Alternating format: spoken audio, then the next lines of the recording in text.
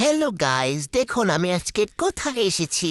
আজকে আবারও আমি আমার জামাইকে নিয়ে খাওয়ার উদ্দেশ্যে বের হয়ে গেলাম, মানে ফুচকা খাওয়ার উদ্দেশ্যে। ফুচকা খাওয়ার জন্য আমি চলে এসেছি খালিশপুরের অনিকেত প্রান্ত রেস্টুরেন্টে। এটা অনেক সুন্দর, দেখতেই পাচ্ছেন আপনারা। এখানে আমার খাবার চলে এসেছে। এখানে আমি অর্ডার করেছিলাম ছোট ফুচকা আর বড় ফুচকা। তো চলেন খাই আর আপনাদেরকে রিভিউ দিই। তো এখানে প্রথমে আমি ছোট ফুচকা ট্রাই করছিলাম, কিন্তু এই যে খাবারের মধ্যে বাহাত ঠেললোকে আমার নিজের জামাই। অবশ্যই সে ডানার দেখিয়েছে, ওটা তো কথার কথা যে বাম হাত দেখাচ্ছে। আমি ভাবলাম তার ছোট ফুচকা হয়তো পছন্দ, তাই আমি বড় ফুচকা খাওয়া শুরু করে দিয়েছি। ও মা, এখানেও দেখি তার বাম হাত ঢুকে গিয়েছে, সরি ডান হাত আর কি। বেড়ায় খাচ্ছে তো খাচ্ছে, কিন্তু ঢংটা দেখেন ক্যামেরা দেখার পর। আসলে আমার জামাই বলে কথা, জামাইটা আমার সাথে থাকতে থাকতে ঢং স্টিক হয়ে যাচ্ছে দিন দিন।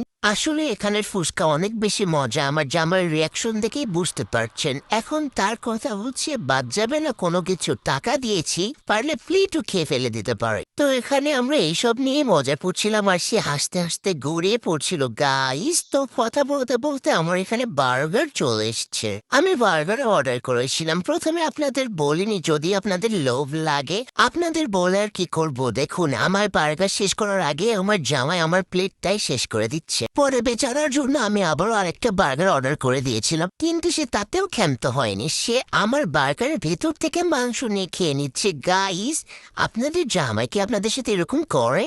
এটা করে তার রিয়াকশনটা দেখেন জাস্ট গাইস, আমি তো অবাক হয়ে যাচ্ছি। এই যে তার বার্গারটাও চলে আসলো, এরপর অন্তত আমি শান্তি মতো খেতে গাইস, আমার বার্গারটুকু সাবার করে দিল। কতটা কপাল করলে এরকম জামাই আমি পাই। গাইস, আমিও চাই আপনাদেরও এরকম জামাই হোক। আপনারা সবাই আমার জামাইয়ের কাছ থেকে এবার বার্গার খাওয়া শিখুন। দেখুন কিভাবে সহজে বার্গার খেতে হয়, গপাত গপাত করে। গাইস, কয়েক নিমিষের ভিতরেই তার বার্গার খাওয়া শেষ। ওই যে প্রথমেই বললাম বাদ যাবে না কোনো কিছু, এগুলো কি ফেলে রেখে যাওয়া যায়? এগুলোও খেতে হবে, অবশ্যই শিখে রাখুন।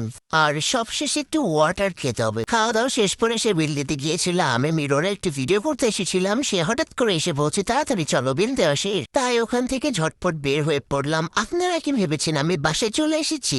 No, never. আমি এখানে চলে গিয়েছিলাম তাকে নিয়ে চটপটি খেতে।